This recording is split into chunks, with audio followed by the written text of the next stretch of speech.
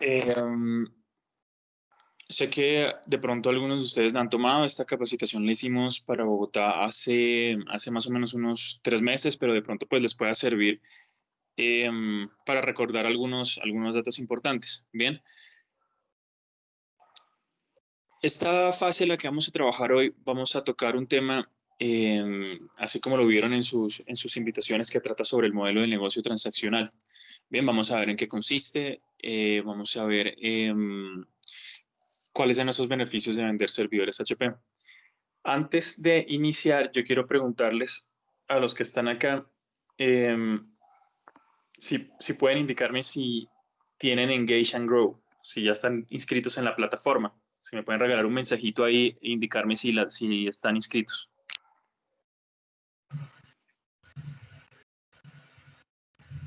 Buenos Buenos días. días.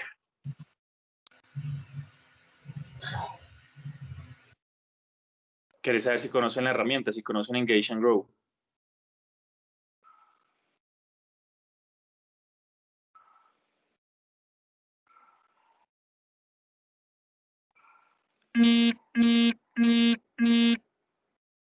Listo, por ahí me están indicando que no la conocen.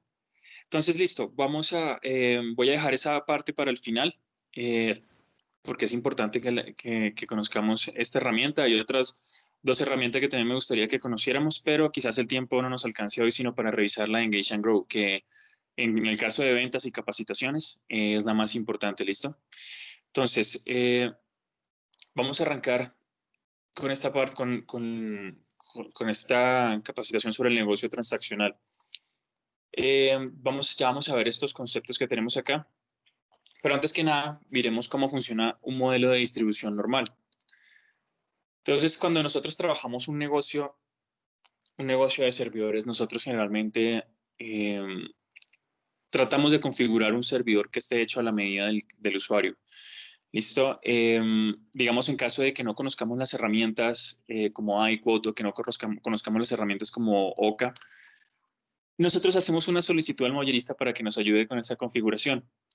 Entonces, en caso de que la configuración sea una cuestión muy personalizada, nosotros hacemos un negocio que lo denominamos CTO o pues traduciría como configuraciones hechas a la medida. Configure to order. Bien, nosotros recibimos esa configuración, nosotros armamos una cotización y generamos unos precios.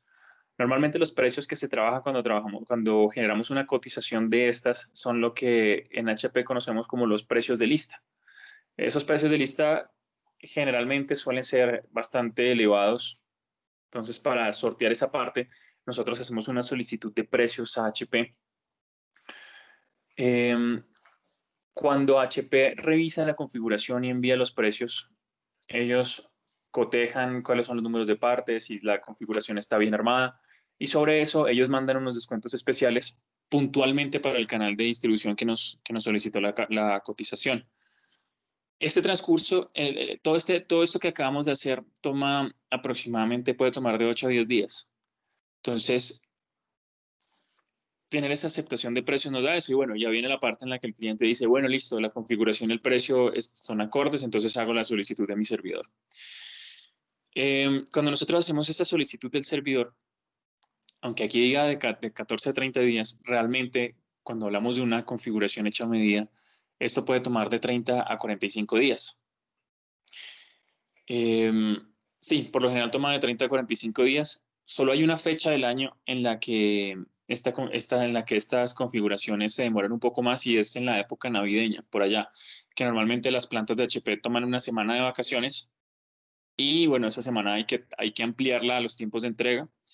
Y además, por esas fechas, lo que es diciembre y enero, hay muchísimos negocios que se trabajan en configuraciones hechas a medida. Es decir, que se hacen muchas solicitudes por parte de mayoristas, canales. Entonces, las configuraciones tienden a tomar un poco más de tiempo. Entonces, esto es lo que conocemos como un negocio hecho a medida, donde podemos tomarnos de 30 a 45 días. 60 en raros casos. Para sortear este aspecto, HP empezó a trabajar o bueno, viene trabajando una estrategia de tiempo atrás, que es trabajar a través del modelo de negocio transaccional. ¿En qué consiste? HP le da unos precios especiales a ciertos distribuidores, pues obviamente los distribuidores mayoristas, donde nosotros al comprar lotes grandes de servidores, nosotros podemos acceder a ciertos precios. Nosotros podemos acceder a precios de fábrica descontados. Ustedes saben que, por ejemplo, cuando uno empieza a producir en masa, los costes se aminoran. Bien, es más fácil conseguir cierto tipo de, es más fácil conseguir cierto tipo de portafolio, cierto tipo de producto. Entonces nosotros compramos esa mercancía normalmente a unos distribuidores autorizados en Miami, que ellos cuentan con esa mercancía para entrega inmediata.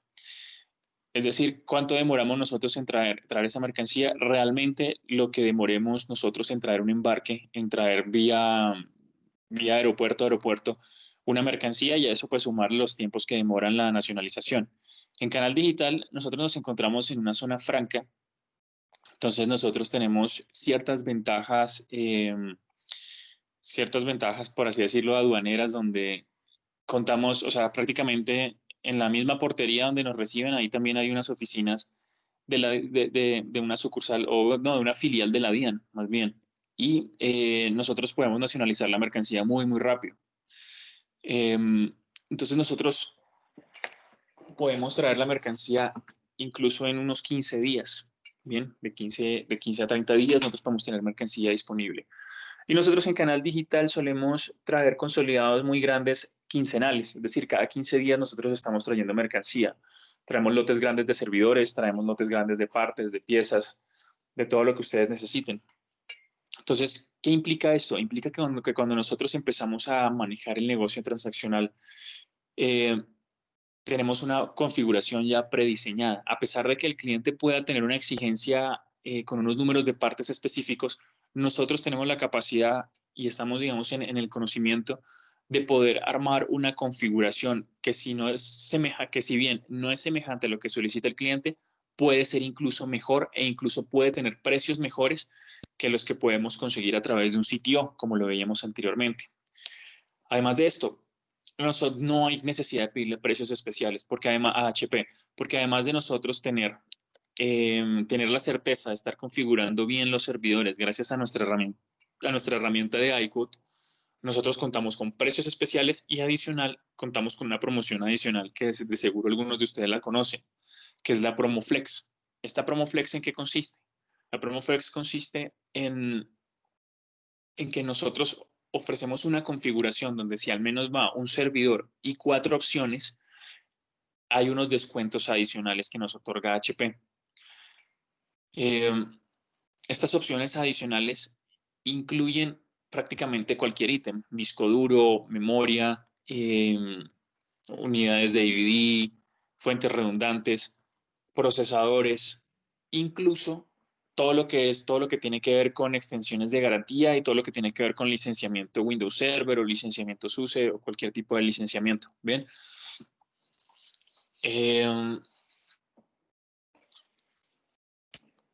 Entonces, estos negocios toman realmente mucho menos tiempo. ¿Por qué? Porque si tanto la mercancía como la configuración es avalada inmediatamente por HP a través de su distribuidor mayorista, a través de Canal Digital, esta configuración, este negocio realmente no dura. El negocio desde que se solicita hasta que se factura realmente es un ciclo de negocios muy, muy corto, es un ciclo de facturación muy corto. Fíjense acá que va del día 1 al día 10, si es una configuración quizá robusta. Realmente hay cotizaciones, por ejemplo, que nosotros como mayoristas recibimos en la mañana y en la tarde se factura. Listo, puede que sea un servidor pequeño, pero pues ya lo teníamos y logramos satisfacer una necesidad que tenía su cliente, que tenía el usuario final. Esto es lo que tenemos como beneficios para los clientes, pero beneficios para ustedes como resellers, ¿cuáles serían? Tenemos precios de promoción, tenemos inventario inmediato, tenemos incentivos para el vendedor. Aquí es donde viene a entrar Engage and Grow. ¿Cómo funciona la herramienta? Ahorita al final la vamos a ver, pero es algo muy sencillo donde nosotros cuando ustedes compran a través de mayorista y compran producto bestseller, ustedes pueden adquirir, ustedes ganan puntos a través de la herramienta en la que pueden después canjear. Hay mucha gente, como ya lo vamos a ver ahorita haciendo la revisión de la herramienta, la mayoría de la gente realmente canjea los puntos por tarjetas Visa. Bien, estas tarjetas Visa vienen con bonos desde $60 hasta $500. Y créanme que no es nada difícil, si mantenemos un ciclo de ventas constante, alcanzar una tarjeta de $500.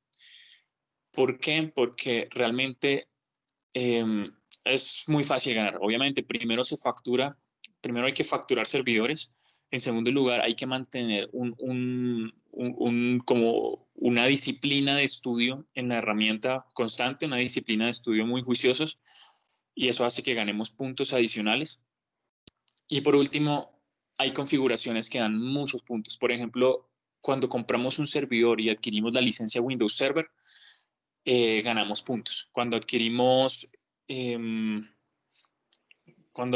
servidor y le adicionamos las extensiones de garantía o le colocamos algún tipo de licenciamiento, ganamos puntos. A veces hay días en HP donde, digamos, quieren patrocinar la rotación de cierto número de parte y duplican los puntos. Por ejemplo, en este momento, al final de la capacitación, les voy a mostrar un número de parte, unos servidores que están duplicando los puntos. Entonces, por eso es que no es tan difícil llegar a los $500. Y lo he visto realmente en varias ocasiones, con clientes que han sido juiciosos, no que han hecho las ventas súper grandes, no necesariamente, sino que hacen ventas constantes. Eso también hacen ventas constantes y hacen sus ejercicios de estudio juicioso. Bien, ahora voy a adelantarme aquí esta parte. Listo, ya tenemos los beneficios en cuanto al modelo de negocio para los clientes y ya tenemos los beneficios en cuanto al modelo de negocios para ustedes como resellers. Pero, ¿qué es eso o sea, cómo hacer para posicionar HP dentro de la mente del usuario final? Ustedes lo saben, yo lo sé. Cuando comparamos una cotización de HP con otras marcas que distribuyen también servidores, es obvio que es evidente que nuestros servidores tienden a ser más costosos. Sí, es cierto, son más costosos, pero ¿por qué son más costosos? Porque cuentan con unos valores agregados, cuentan con unos diferenciales que hacen que nuestros servidores cuenten con mayores beneficios a lo largo del tiempo, no solo económicamente, sino también en cuestiones de seguridad y agilidad. Entonces, vamos a ver en qué consisten estos beneficios. Aquí tenemos, al final vamos a hacer unas preguntitas muy, muy cortas. Bien, entonces, de esto de acá estoy seguro que hay preguntas, no sé si, depende del tiempo, no sé si haremos un pequeño examen o si lanzaremos preguntas al azar, pero en caso de que haya en caso de, sé que aquí en esta diapositiva hay una pregunta. Entonces, en cuestiones de agilidad, nosotros contamos con unas tecnologías que se desarrollan de la mano con los otros fabricantes de partes para ofrecerle a nuestros clientes, para ofrecerle al usuario final una mejor experiencia en cuanto a rendimiento. En primer lugar, y esta es pregunta fija, tenemos el Core Boosting. ¿Qué es el Core Boosting? El Core Boosting es esa capacidad que tiene el procesador para aumentar su frecuencia de trabajo cuando es exigido. ¿Esto qué implica? Que, por ejemplo, nosotros podemos medirlo. Digamos que nuestro procesador, al comprarlo, tiene una frecuencia de 1.9 GHz, ¿cierto? Y el cliente nos solicitó expresamente que tenía que correr a 2.5 GHz. Listo, resulta que este servidor que corra 1.9, este procesador que corra 1.9 GHz, puede, si se le exige, aumentar su frecuencia de trabajo incluso hasta 3 GHz. ¿Eso qué quiere decir? Quiere decir que estamos 0.5 GHz, estamos con la capacidad de estar 0.5 GHz por encima del requerimiento del cliente. ¿Por qué se hace de esta forma? Resulta que al nosotros trabajar con una frecuencia de trabajo más baja, se ahorra energía. Es como si nosotros estuviéramos manejando nuestro carro y mantuviéramos el carro, digamos, a unas 2.000 o 3.000 revoluciones. Si yo mantengo el carro acelerado casi a su máxima capacidad de 5.000 o 6.000 revoluciones, yo lo que voy a hacer es estar consumiendo gasolina, voy a estar consumiendo componentes del carro, por ejemplo, el radiador necesita trabajar mucho más, el ventilador del carro, y adicional a eso, yo disminuyo la vida útil del vehículo. Pasa lo mismo con los procesadores.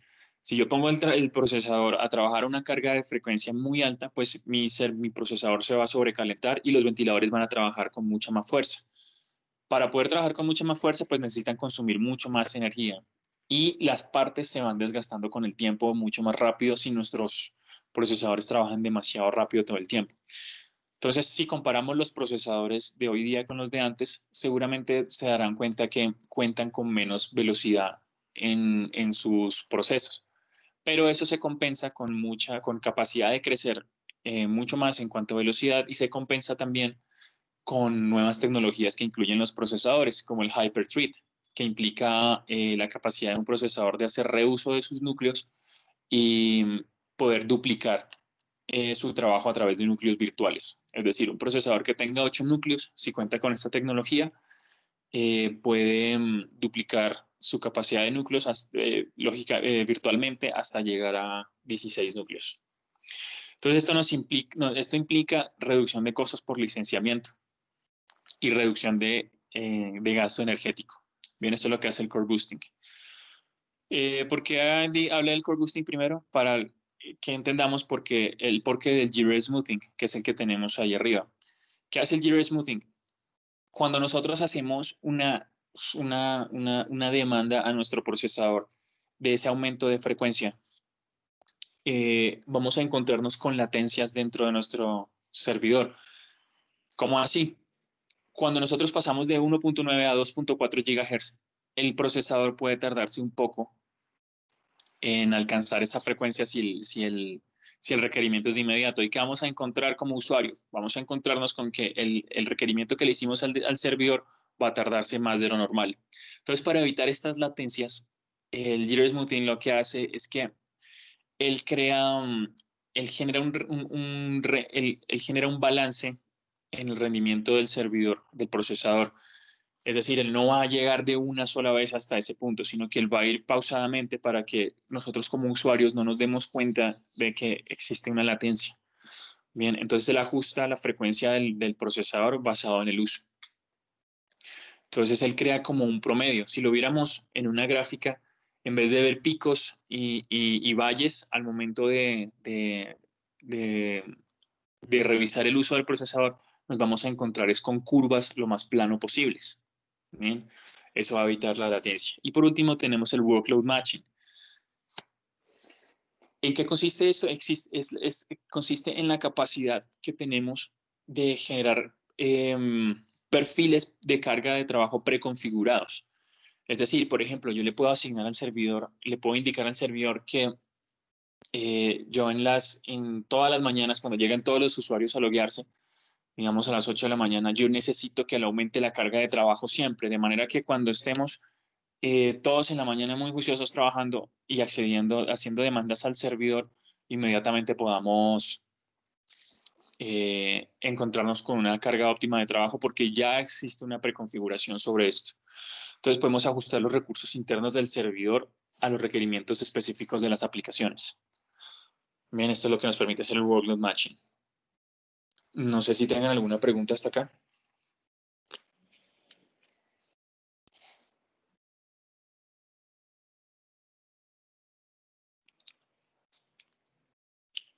Listo.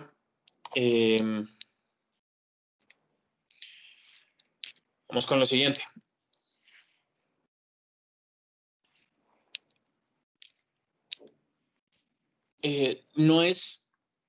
Yo creo que no es de desconocimiento de nadie que el cibercrimen es una amenaza muy, muy real y es una amenaza latente y constante en el día a día. Miren estas estadísticas. 9 billones de registros han sido robados o se han perdido globalmente.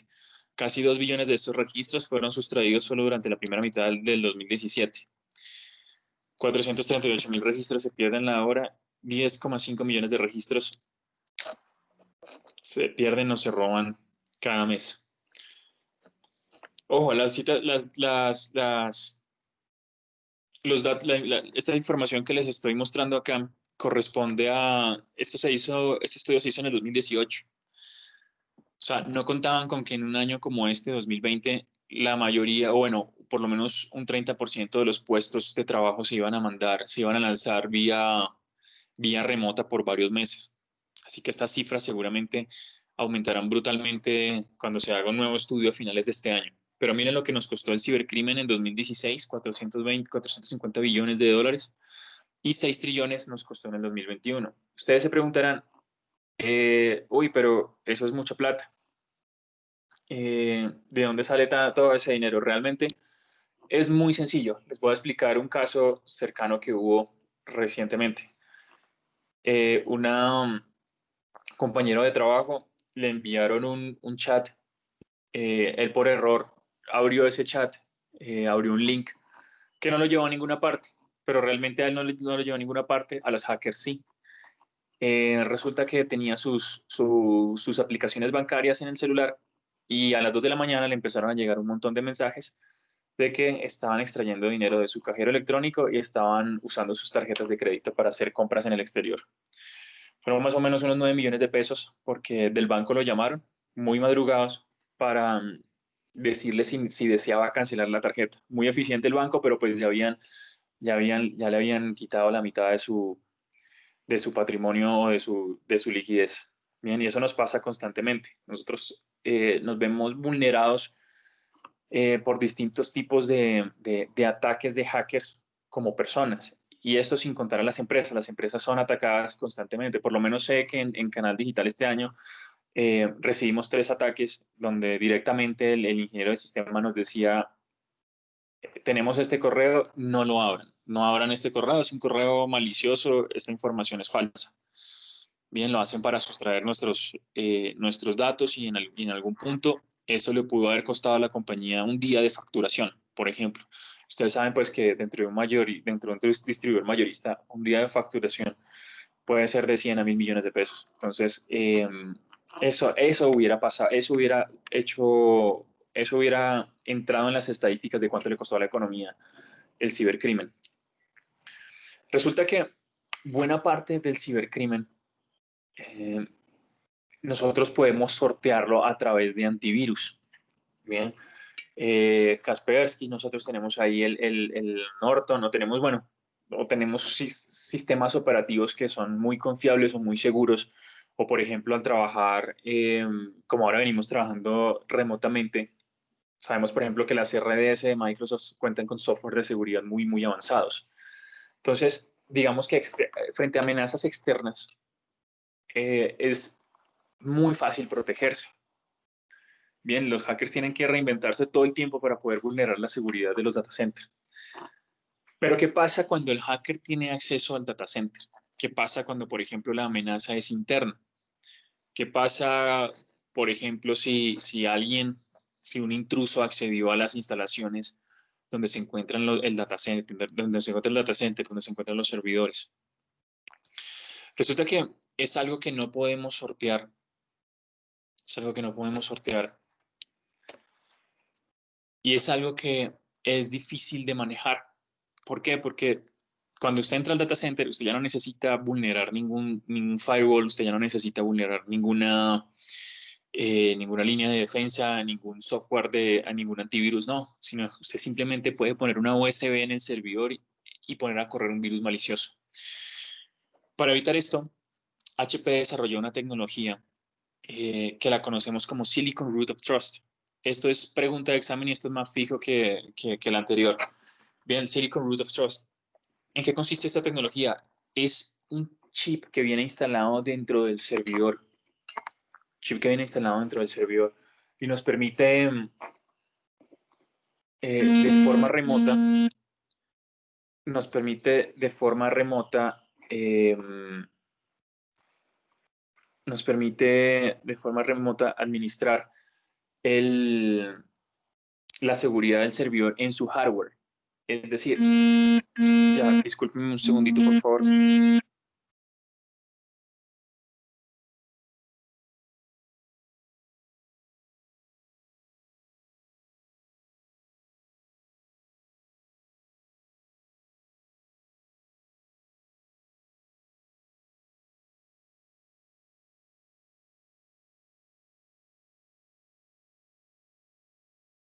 Ya, discúlpenme.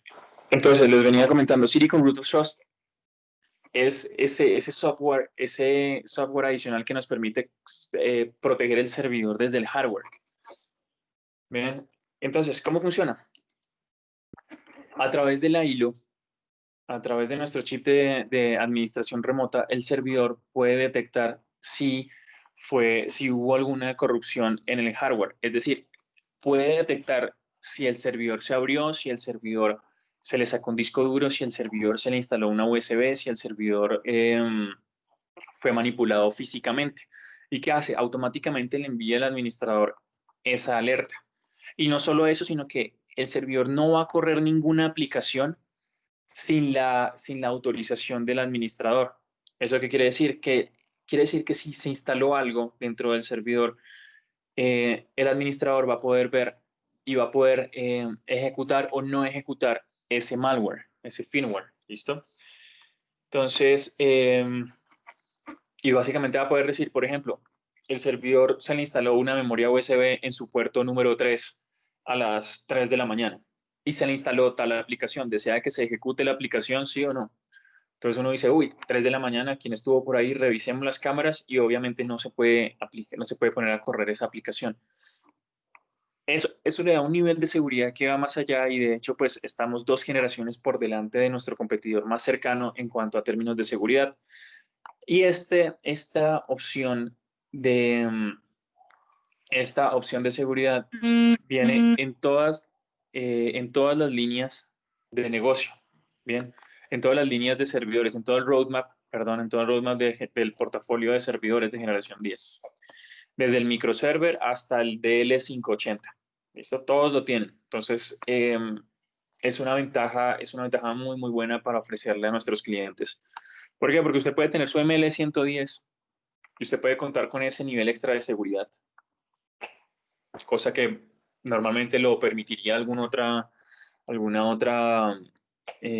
fabricante lo permite nada más en servidores muy robustos o toca pagar mucho dinero para poder tener algo similar, ni siquiera algo igual, sino algo más o menos parecido.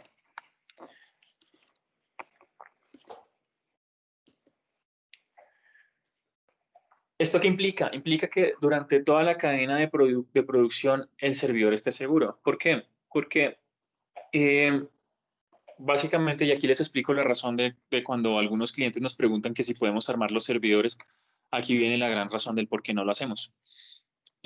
Cuando nosotros compramos los servidores, obviamente nosotros compramos unas cajas totalmente selladas y bueno, a veces la DIAN abre algunas cajas al azar como pues por protocolo. Entonces tienen que verificar que efectivamente la mercancía que se está registrando en los manifiestos es lo que está en las cajas.